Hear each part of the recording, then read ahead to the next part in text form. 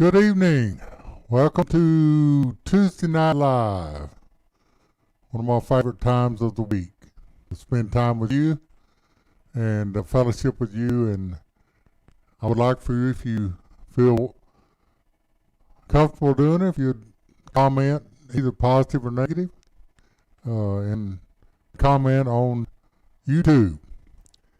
And let me know you're around. Okay, so are you revealed? So the question is, are you revealed? Let's see if we can go and find out what that means. So tonight we're going to visit the Negev Desert in Israel, talk about a few things, how that they're able to grow crops and all kind of different things in the desert. And that's kind of a unique thing to me, and so we want to talk about that tonight. So let's get started. The desert, I was looking on YouTube the other night and watching some of the things. They have several things. They have hydroponic farming in the desert. They have people that grow exotic mushrooms. They have people that grow plants that make oil that works in cosmetics and makes your skin look better. They have people that grow exotic fish, and there are all kind of different things that they're growing in the desert that you would not think of. You would not think of fish being raised in the desert, because fish are usually in ponds and places where there's lots of water. So let's get started on that. But first I want to tell you a story. Let's look at the story that we're talking about tonight. Was in several places in Asia and Africa, they had what they call the guinea worm. Now this is the worm that lives in water. It's a little germ bio thing that lives in water that gets in your system when you drink the water, so that it's like a little worm. It is a worm, in fact. And so when you drink the water, of course, you ingest several, probably thousands of these and little worms, and they begin to grow in your stomach. When they start growing in your stomach, it takes quite a while for them to grow, and you don't really know it at the moment. And so when you drink it, then after a while, it keeps growing and growing and growing and growing in your life. So let's compare that to things that we ingest that cause us big issues in our lives a lot of times. And we just keep going back, not realizing when we start the problem that we're going to run into, and the things and the health things and the pain that it's going to cause us on down the road. So it starts off as something really, really small. It's probably not even noticeable with the naked eye, so you don't know you're ingesting it at the moment. So that's kind of the way we all do things, whether it's drugs or alcohol or gambling or lying or cheating, a multitude of things that we can get hooked on that in the beginning seems quite innocent to us. But as it begins to grow in us and begins to take over our body more and more, take over our mind, take over the problems that we have, it begins to create a large problem for us. So when this worm grows to a very large worm that is about 3 foot long, that's a large worm to have inside your body, it starts coming through the skin, starts working its way out of the body. And when it starts out of the skin, it creates a large blister before it starts exiting on the surface of your skin. That worm, and that is a very, very painful situation. And the only thing that gives it relief is water. Now this is kind of a deceptive situation, because the worm needs to get back to water so it can lay its larva in the water and create more and more thousands of more lava that can get into other people's body if they drank the water without taking care of the water properly. So it was a very prevalent thing. In fact, I think it infected, before they started getting it under control, it affected 23 million people. That's probably about the number of people in America that are addicted to drugs. 23 million. So what they do is the people that are infected and this worm starts coming through the skin, and the only relief you can get is water, so they run to the water, and then they create more of these, infect more people, and more people are damaged, and their lives get worse, and it's a long process for this thing to exit your skin. There's no really cure for that. Stop it. So if you're going to get over something, you have to quit reinfecting, progressing, or can't think of the word I really want to use, but reinfecting the water and affecting other people in your life and affecting them and destroying their lives also with the problem that you have. Many of us, because of our drug problem, our alcohol problem, our gambling problem, we destroy a lot of other people. You take your family, your friends, your mother and father, your wife, your children, whatever, it destroys you. I know a story of a couple that became totally sober for, I think, 5 years. And then they went back and drank of the water again that was infected. And they had their own house, they had all furniture, they were making quite a bit of money every year, and now they're both on the street, homeless, without a place to live, spending time in jail. So what happened? What happened? They went back and got reinfected with the thing. Their behavior, to get out of addiction, their behavior changed, and they quit drinking unfiltered water. And then they went back and got reinfected. Then they reinfected other people. And it's just a cycle that goes on and on and on. So their behavior was the thing that gets them in trouble. Because if they go back to the water with this worm, as I said a while ago, the lava or the little worms, they just are millions of them in the water. And then people go down in those countries, they don't have pure water like we do, so they go down and draw the water out of the river, whatever, lake, river, whatever it is, and then they drink it and get more lava in them, get more worms in them. And it takes about a year for this process to go through and to get rid of this thing in their body. I said there's no immediate way to get rid of it. So let's look at that. So there was these people that decided to see what they could do about this little guinea worm. And there were studies done on it, and these people had all these ideas, but nobody really knew how to get rid of it. There was no medicine for it, as I said. There was no treatment for it. So nobody knew how to get rid of it. And we all know that if you're on drugs, or if you're on alcohol, or if you're a gambler, or whatever it is that you're addicted to, I can give you all kind of platitudes. I can talk to you and say, if you keep doing this, you're going to end up in this, you're going to be destroyed, you're going to lose your family, you're going to lose your kids. That does not affect you at all. Maybe 1 out of 10,000. How many's ever heard of the thing, if you know better, you'll do better? Well, that's not true in my life. I know better about a lot of things that I don't do better. So, let's look at that. They go down and they drink this water, and there's a cycle, and then everybody in the village gets infected, and then they propagate it everywhere. And that's the way drugs are. How many, as I said, millions of people in America are on drugs and addicted to that. Why is that? What happens? And as I said a while ago, the only relief is going back and standing in the water. And what is the relief when you're addicted to drugs and You take drugs and all of a sudden you need more drugs and you go back again and you reinfect yourself, and then the pain comes up and you're trying to quit and you swear you'll never do it again. Then the pain starts, take it again, get back in the water.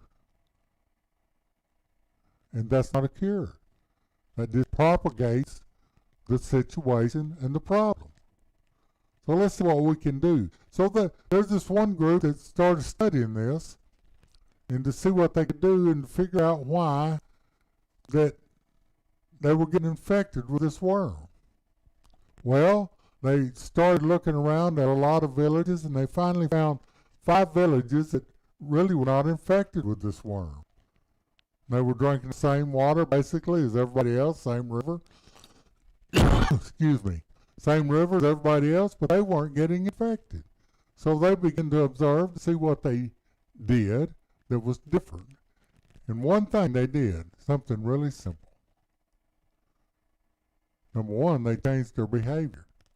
They quit drinking water directly out of the river before they filtered it. It wasn't a complicated filter. All it took was a cloth. And what the women were doing, because women usually in that area, in those countries, bring the water in. What the women were doing, they were bringing the water up in jars and pots and buckets and different things, and then they would take that water and they would get another empty bucket or whatever they were using, and they would put their dress over it, and they would pour the water through their dress into the new bucket. And then they would drink out of the new bucket and not out of the old. That's all they did. They filtered the worm out of the water just by pouring it through their dress or through cloth, whichever one they wanted to use, some type of cloth. And that was amazing. How simple. But the situation is, after a year where they were, the water was completely cured of this worm, and it wasn't there anymore. So the villagers didn't even have to deal with it. And one time, one of the villages had totally eradicated the worm in their water supply, and all of a sudden it got reinfected again, and they didn't know why. They finally found one person in the village that had drank unfiltered water somewhere, or not filtered their water, and they reinfected the water supply. So how does this work? If you got clean, it takes a while. When you get clean, it takes a while to get rid of all the old thoughts, the way you think. Is there pain? Yes. You can't go back to the water. You can't go back to your addiction. You got to change your behavior. All they got to have to do is change your behavior by pouring water through a cloth. And I know drugs doesn't seem that simple to you, but it really is. As I told you a few Tuesday nights ago, the military was totally worried when all the soldiers come back from Nam, because 20% of them, I believe, was addicted to heroin, large amounts of heroin, and they were worried that when they come back, there would be a total great deal with heroin in the United States, because these guys would come back and propagate the drug. But what they discovered is 90-something% of them just quit. No treatment, no withdrawals, nothing, no classes. They just quit.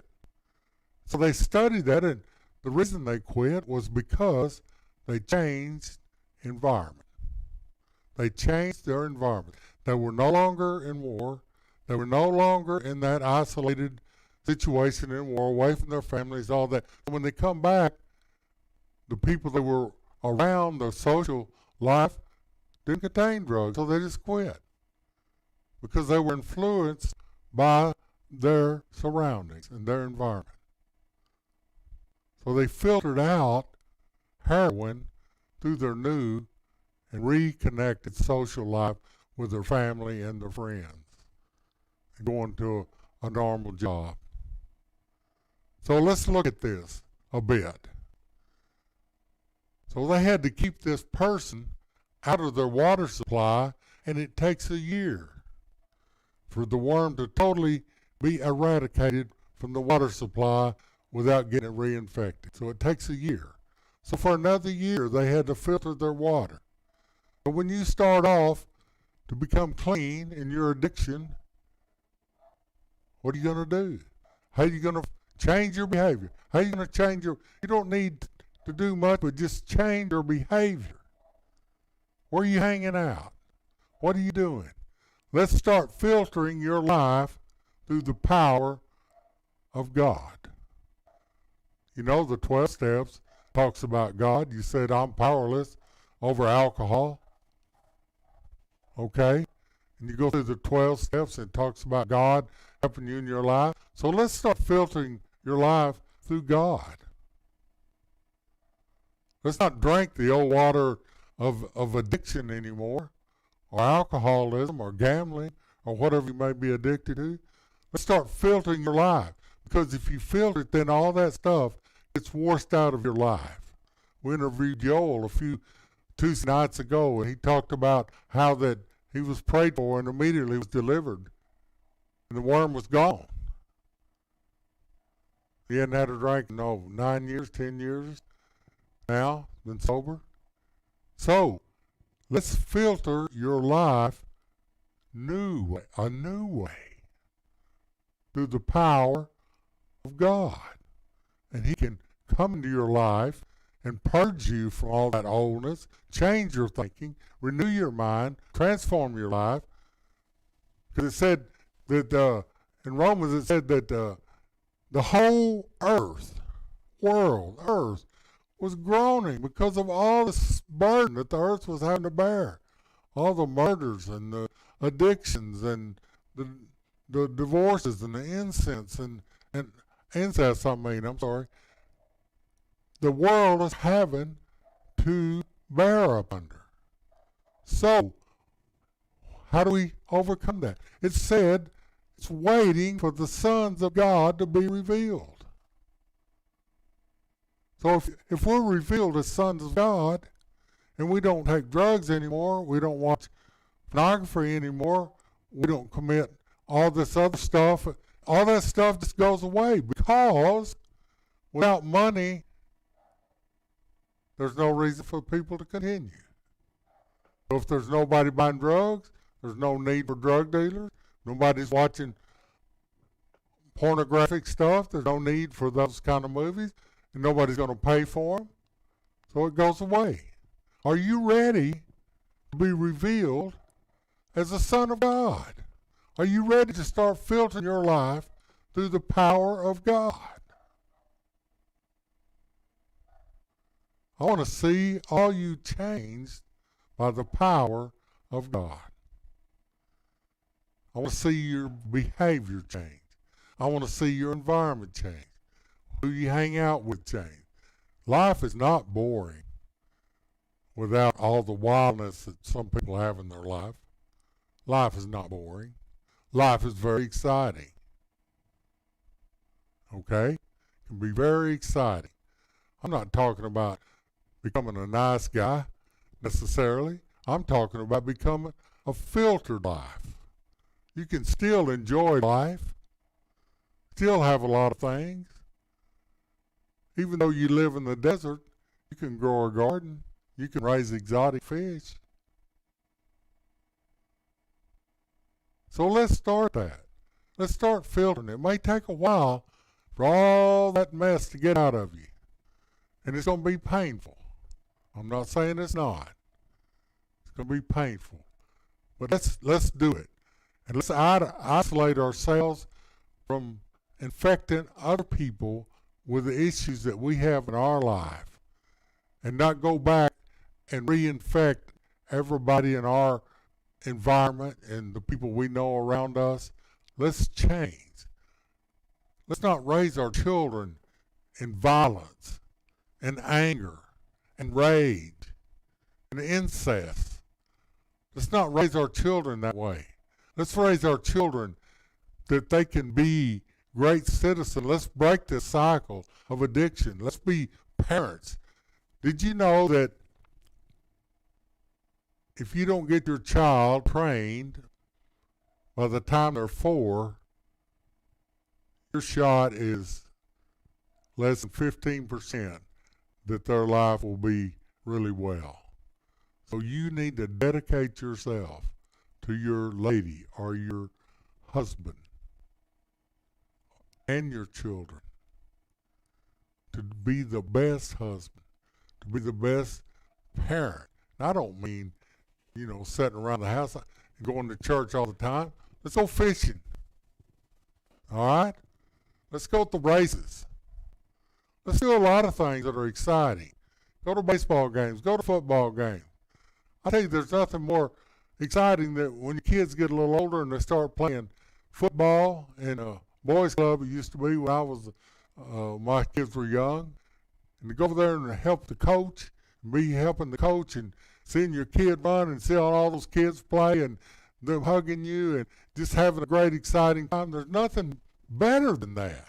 Going to your children's baseball games, going to their cheerleading, going to all those things. There's nothing better. Nothing better than that. You don't need all that other stuff. Let's get rid of all that.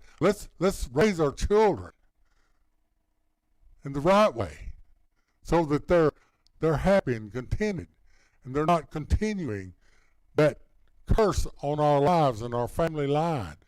It might be that your parents, your grandparents, your great-grandparents had mental illness or some kind of addiction. Let's break that cycle. Let's not send it onto our kids. Let's help you do that. God is here. God is waiting on you to start filtering your life through Him. God bless you tonight. I hope this went well. I'm trying a new thing, which is trying to go live both on Facebook and YouTube, so I have no clue whether this worked or not. Okay? I hope it did. If it didn't, we'll try to do better next time. God bless you.